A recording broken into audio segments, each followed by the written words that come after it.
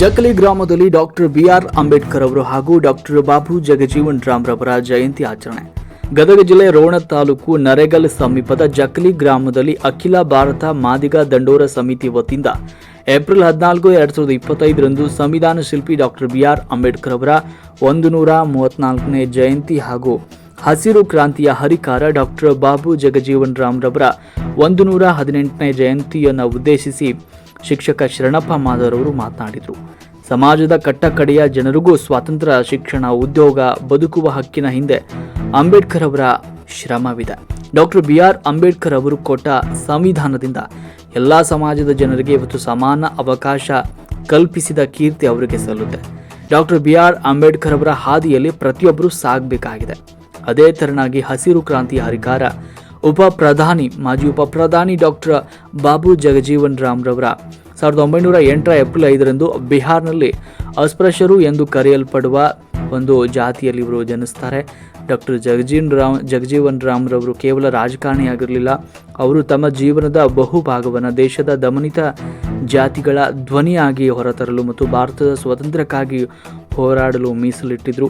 ಅವರ ಒಂದು ಸಾಮಾಜಿಕ ಸುಧಾರಕರಾಗಿ ದೇಶಕ್ಕೆ ಅವರ ಕೊಡುಗೆಗಳು ತುಂಬ ಇವೆ. ಇತರ ಪ್ರಮುಖ ಪ್ರಭಾವಿಗಳಿಂದ ಹೆಚ್ಚು ತೀವ್ರವಾಗಿತ್ತು ಅಂತ ಶಿಕ್ಷಕ ಶರಣಪ್ಪ ಮಾದರ್ ಅವರು ತಿಳಿಸಿದರು.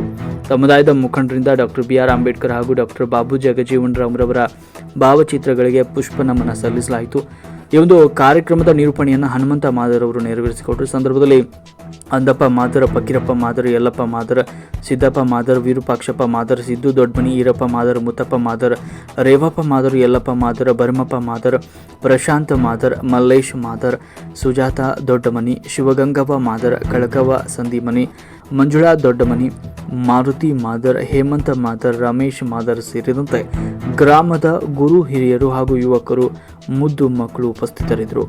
ವರದಿ ಅಂದಪ್ಪ ಮಾದರ್, ರಾಷ್ಟ್ರ ಕ್ರಾಂತಿ ನ್ಯೂಸ್, ರೋಣ.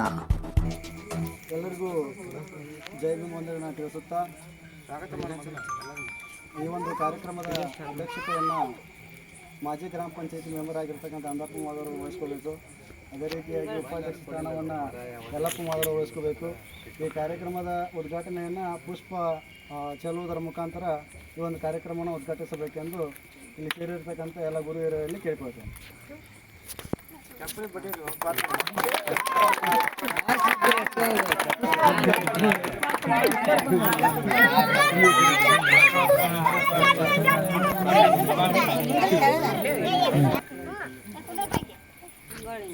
ಪುಷ್ಪಾರ್ಚನೆ ಮಾಡಿದಂಥ ಎಲ್ಲ ನನ್ನ ಗುರು ಹಿರಿಯರಿಗೂ ವಂದನೆಗಳನ್ನು ತಿಳಿಸುತ್ತಾ ಈ ಒಂದು ಕಾರ್ಯಕ್ರಮದ ಪ್ರಾಸ್ತಾವಿಕ ನುಡಿಯನ್ನು ಶರಣಪ್ಪ ಮಾದರ್ ಅವರು ನೆರವೇರಿಸಿಕೊಡಬೇಕೆಂದು ತಮ್ಮಲ್ಲಿ ಕೇಳ್ಕೊಳ್ತೇನೆ.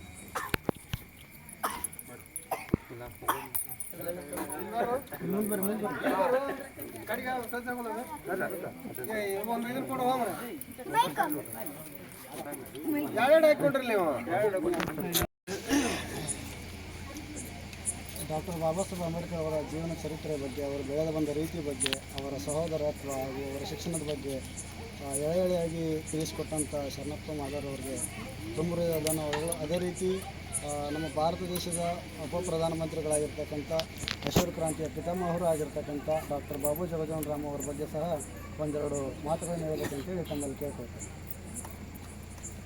ಡಾಕ್ಟರ್ ಬಾಬು ಜಗಜೀವನ್ ರಾವ್ ಅವರು ಕೂಡ ದಲಿತರ ನಾಯಕ.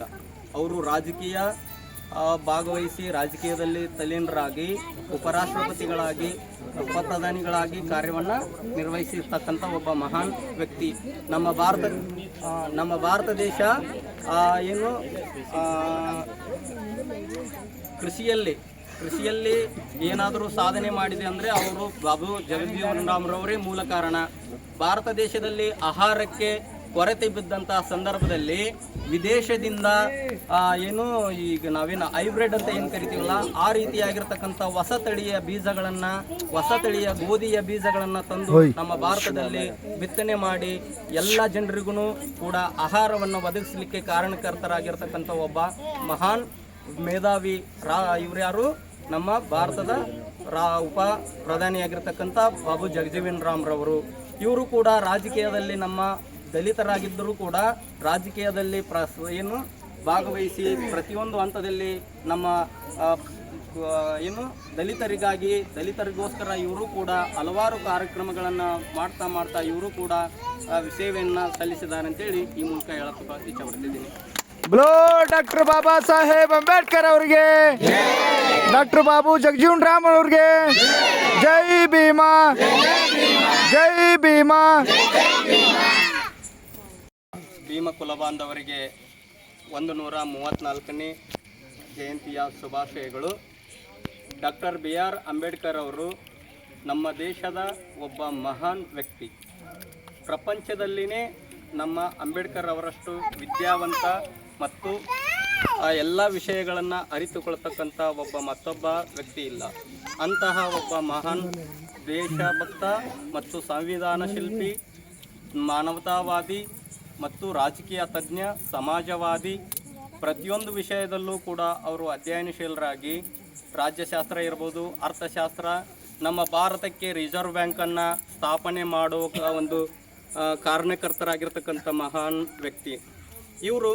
ನಮ್ಮ ಭಾರತ ದೇಶದ ಮಹಾನ್ ವ್ಯಕ್ತಿಯಾಗಿದ್ದು ಇವರು ಏಪ್ರಿಲ್ 14, 1891 ಅಲ್ಲಿ ಜನಿಸಿದರು. ತಂದೆ ರಾಮ್ಜಿ ಸಕ್ಪಾಲ್, ತಾಯಿ ಭೀಮಾಬಾಯಿ. ಇವರು 14ನೇ ಮಗುವಾಗಿ ಜನನವಾಗ್ತಾರೆ. ಇವರು ಹುಟ್ಟಿರ್ತಕ್ಕಂಥ ಇವರೆಲ್ಲ ಅಣ್ಣ ತಮ್ಮಂದಿರು, ಅಕ್ಕ ತಂಗಿಯರು ಒಟ್ಟು ಸೇರಿ 14 ಜನ ಸಹೋದರ ಸಹೋದರಿಯರು. ಅದರಲ್ಲಿ 5 ಜನ ಮಾತ್ರ ಬದುಕುಳಿದಿದ್ದಾರೆ. ಅವರು ಮಂಜುಳಾ, ತುಳಸಿ, ಆನಂದರಾವ್, ಬಲರಾಮ್ ಮತ್ತು ಅಂಬೇಡ್ಕರ್. ಇವರು 5 ಜನ ಮಾತ್ರ ಬದುಕ್ತಾರೆ. ಇನ್ನುಳಿದವರೆಲ್ಲರೂ ಅವರು ಕಾರಣಾಂತರಗಳಿಂದ, ಕಾಯಿಲೆ ಅಥವಾ ಬಡತನ ಇವ್ಯಾವುದೇ ಕಾರಣಗಳಿಂದ ಮರಣವನ್ನು ಹೊಂದ್ತಾರೆ. ಇವ್ರ ಅಪ್ಪಾಜಿಯವರು ಬ್ರಿಟಿಷ್ ಸೇನೆಯಲ್ಲಿ ಸೈನಿಕರಾಗಿ ಕೆಲಸವನ್ನು ನಿರ್ವಹಿಸ್ತಾ ಇರ್ತಾರೆ. ಇವರು ಆ ಸೈನಿಕ ವೃತ್ತಿಯನ್ನು ಮಾಡ್ತಾ ಇರೋದ್ರಿಂದ ಮಹಾರಾಷ್ಟ್ರದಿಂದ ತಮ್ಮ ಸ್ವಂತ ಊರಾಗಿರ್ತಕ್ಕಂಥ ಮಧ್ಯಪ್ರದೇಶದಿಂದ ಬಂದು ವಾಪಸ್ಸು ಮಹಾರಾಷ್ಟ್ರದಲ್ಲಿ ವಾಸವಾಗ್ತಾರೆ. ಅಲ್ಲೇ ಇವರ ಜನನವಾಗ್ತೈತಿ. ಇವರು ಪ್ರಾರಂಭದಲ್ಲಿ ಅನುಭವಿಸಿರ್ತಕ್ಕಂಥ ನೋವು, ಕಷ್ಟ ಇವೆಲ್ಲವೂ ಕೂಡ ಮುಂದಿನ ಜನಾಂಗ ಅನುಭವಿಸಬಾರ್ದು ಅನ್ನೋ ಒಂದು ಮಹತ್ವದ ಆಶೆಯಿಂದ ತಮ್ಮೆಲ್ಲ ಕಷ್ಟಗಳನ್ನು ಅನುಭವಿಸಿ ನಮ್ಮ ಭಾರತಕ್ಕೆ ಸಂವಿಧಾನವನ್ನು ರಚಿಸಿಕೊಟ್ರು. ಭಾರತದ ಸಂವಿಧಾನ ಬರೀ ದಲಿತರಿಗೆ, ಹಿಂದುಳಿದವರಿಗೆ ಅಷ್ಟೇ ಅಲ್ಲ, ಭಾರತದಲ್ಲಿ ಜನಿಸಿರ್ತಕ್ಕಂಥ ಒಬ್ಬ ವ್ಯಕ್ತಿ, ಕಟ್ಟಕಡೆಯ ವ್ಯಕ್ತಿಯಿಂದ ಹಿಡಿದು ಪ್ರಧಾನಮಂತ್ರಿಯವರೆಗೂ ಕೂಡ ಪ್ರತಿಯೊಂದು ಸೌಲಭ್ಯಗಳು ಅನುಭವಿಸ್ತಕ್ಕಂಥ ಒಂದು ವ್ಯವಸ್ಥೆಯನ್ನು ಮಾಡಿಕೊಟ್ಟಿದ್ದಾರೆ. ಅವರು ಪ್ರಾರಂಭದಲ್ಲಿ ಶಾಲೆಯಲ್ಲಿರಬೇಕಾದ್ರೆ ಅವರು ಏನಾಗ್ತಿತ್ತಪ್ಪ ಅಂದ್ರೆ ಅವ್ರನ್ನ ಜಾತಿಯಿಂದ ಕೀಳು ಅನ್ನೋ ಒಂದು ಮನೋಭಾವನೆಯಿಂದ ಶಾಲೆಯಿಂದ ಹೊರಗೆ ಕುಳಿತುಕೊಳ್ತಂಥ ಒಂದು ವ್ಯವಸ್ಥೆ ಇತ್ತು. ತಟ್ಟಿನ ಚೀಲ ಹಾಸಿ ಅವ್ರನ್ನ ಕುಂದಿಸ್ಕೊತಿದ್ರು. ಒಳ್ಳೆ ನೀರು ಮುಟ್ಟಿಸ್ಕೊತಿದ್ದಿಲ್ಲ. ಎಲ್ಲ ಇವೆಂಥ ಕಷ್ಟಗಳು ಬಂದರೂ ಕೂಡ ಅವರು ವಿದ್ಯಾಭ್ಯಾಸವನ್ನು ಬಿಡಲಿಲ್ಲ. ಮನೆಯೊಳಗೆ ತಿನ್ನಲಿಕ್ಕೆ ಅನ್ನ ಇರದೇ ಇರತಕ್ಕಂಥ ಸಂದರ್ಭದಲ್ಲಿ ಉಪವಾಸ ಇದ್ದು ಅವರು ಶಿಕ್ಷಣವನ್ನು ಪಡೆದರು. ಆ ಶಿಕ್ಷಣವನ್ನು ಪಡೆದಿರತಕ್ಕಂಥ ಒಂದು ವ್ಯವಸ್ಥೆಯೇ ಇವತ್ತು ಅವರು ಇಷ್ಟೊಂದು ದೊಡ್ಡ ಮಹತ್ವದ ಹುದ್ದೆಯನ್ನು ಏರಿದರು. ಒಳ್ಳೆ ಭಾರತ ದೇಶದ ಮೊದಲ ಕಾನೂನು ಸಚಿವರಾಗಿ ಇವರು ನೇಮಕವಾಗ್ತಾರೆ. ಇವರು ಕಾನೂನು ಸಚಿವರಾಗಿರ್ತಕ್ಕಂಥ ಸಂದರ್ಭದಲ್ಲಿ ಇವರ ಒಂದು code bill, Hindu code bill ಅಂತೇಳಿ ಒಂದು ಕಾನೂನನ್ನು ಜಾರಿ ಮಾಡಲಿಕ್ಕೆ ಪ್ರಯತ್ನ ಮಾಡ್ತಾರೆ. ಆದರೆ ಆ ಹಿಂದೂ ಕೋಡ್ ಬಿಲ್ಲನ್ನು ಜಾರಿ ತರಬಾರ್ದು ಅಂತಕ್ಕಂಥ ಒಂದು ಉದ್ದೇಶದಿಂದ ಅದನ್ನು ಏನು ಮಾಡ್ತಾರೆ, ತಿರಸ್ಕಾರ ಮಾಡ್ತಾರೆ. ಆಗ ಇವರು ಕಾನೂನು ಸಚಿವ ಸ್ಥಾನದಿಂದ ರಾಜೀನಾಮೆ ಕೊಟ್ಟು ಹೊರಗಡೆ ಬರ್ತಾರೆ. ಅಂದರೆ ನಮ್ಮ ಭಾರತದಲ್ಲಿರ್ತಕ್ಕಂಥ ಹೆಣ್ಣು ಮಕ್ಕಳ ಶಿಕ್ಷಣ ಮತ್ತು ಹೆಣ್ಣು ಮಕ್ಕಳ ಹಕ್ಕಿಗಾಗಿ ಅದು ಒಂದು ಹಿಂದೂ ಕೋಡ್ ಬಿಲ್ ಇರ್ತೈತಿ.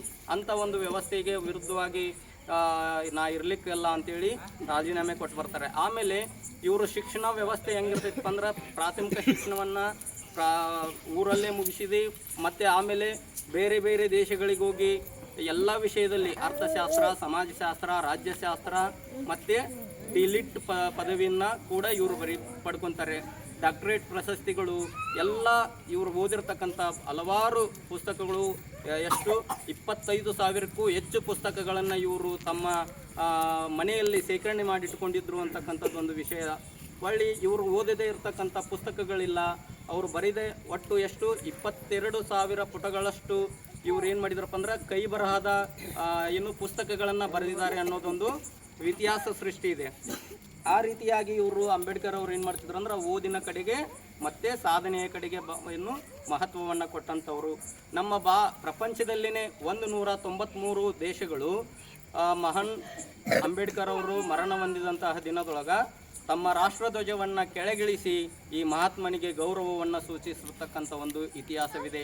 ಪ್ರಪಂಚದ ಮತ್ತೊಬ್ಬ ಯಾವುದೇ ವ್ಯಕ್ತಿ ತೀರ್ಕೊಂಡಾಗೂ ಕೂಡ ಎಲ್ಲ ದೇಶಗಳು ಒಂದು ದಿನವೂ ಅವ್ರೇನು ಮಾಡಿಲ್ಲ, ರಾಷ್ಟ್ರಧ್ವಜಗಳನ್ನು ಇಳಿಸಿಲ್ಲ. ಆದರೆ ಪ್ರಪಂಚದಲ್ಲಿ ಮರಣವನ್ನು ಹೊಂದಿರತಕ್ಕಂಥ ಸಂದರ್ಭದಲ್ಲಿ ಎಲ್ಲ ದೇಶಗಳು ತಮ್ಮ ರಾಷ್ಟ್ರೀಯ ಧ್ವಜಗಳನ್ನು ತೆಳಗಿಳಿಸಿರ್ತಕ್ಕಂಥ ಒಬ್ಬ ವ್ಯಕ್ತಿ ಅಂದ್ರೆ ಮರಣ ಹೊಂದಿದಾಗ ಇಳಿಸಿರ್ತಕ್ಕಂಥ ಸಂದರ್ಭ ಅಂದರೆ ಅದು ಡಾಕ್ಟರ್ BR ಅಂಬೇಡ್ಕರ್ ಅವರು ಮರಣ ಹೊಂದಿದಂಥ ಸಂದರ್ಭದೊಳಗೆ.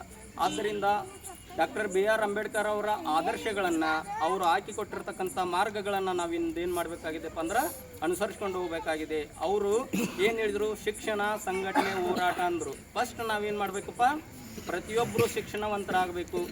ನಾವು ಎಷ್ಟೇ ಕಷ್ಟಗಳು ಬಂದರೂ, ನಮಗೆ ಎಷ್ಟೇ ಕಷ್ಟಗಳಿದ್ದರೂ ಕೂಡ ಆ ಕಷ್ಟಗಳನ್ನು ಬದಿಗೊತ್ತಿ ಶಿಕ್ಷಣವನ್ನು ಪಡಿಬೇಕು ಅಂತಕ್ಕಂಥ ಒಂದು ಮಹತ್ವದ ಆಶೆಯನ್ನು ಅವರು ಹೊಂದಿದ್ರು. ಅದೇ ರೀತಿಯಾಗಿ ನಮ್ಮ ಕುಲಬಾಂಧವರು ಇವತ್ತು ಏನು ಮಾಡಬೇಕಾಗಿದೆಪ್ಪ ಅಂದ್ರೆ ಪ್ರತಿಯೊಂದು ಮಗುವಿಗೂ ನಾವು ಶಿಕ್ಷಣವನ್ನು ಕೊಟ್ಟು ಅವರು ಮುಂದಿನ ಜೀವನ ಸುಧಾರಿಸುವಂತಹ ಒಂದು ನಿಟ್ಟಿನಲ್ಲಿ ನಾವು ಹೋಗಬೇಕಾಗಿದೆ.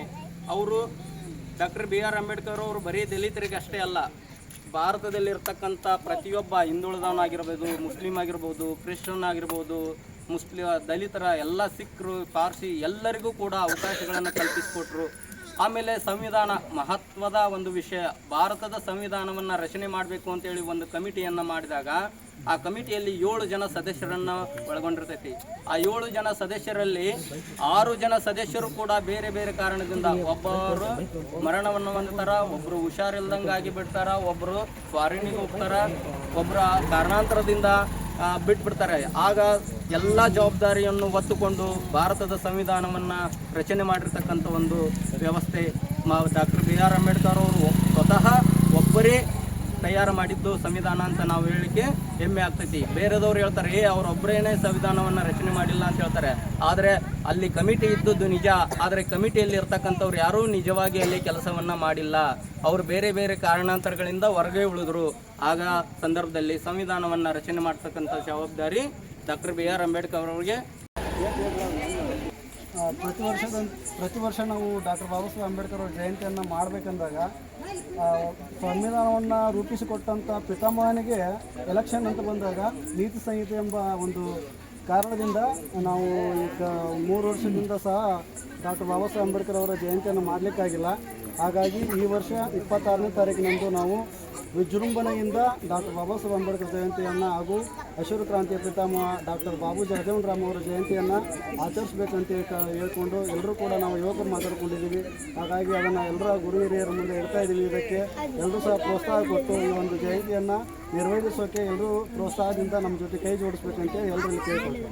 ಜೈ ಹಿಂದ್. ಪ್ರತಿಯೊಬ್ಬರು ಕೂಡ ಭೀಮ ವಂದನೆಗಳನ್ನು ತಿಳಿಸುತ್ತಾ ಈ ಕಾರ್ಯಕ್ರಮವನ್ನು ಯಶಸ್ವಿಗೊಳಿಸಿದಂಥ ಎಲ್ಲರಿಗೂ ಕೂಡ ಧನ್ಯವಾದಗಳನ್ನು ತಿಳಿಸುತ್ತಾ ಈ ಕಾರ್ಯಕ್ರಮವನ್ನು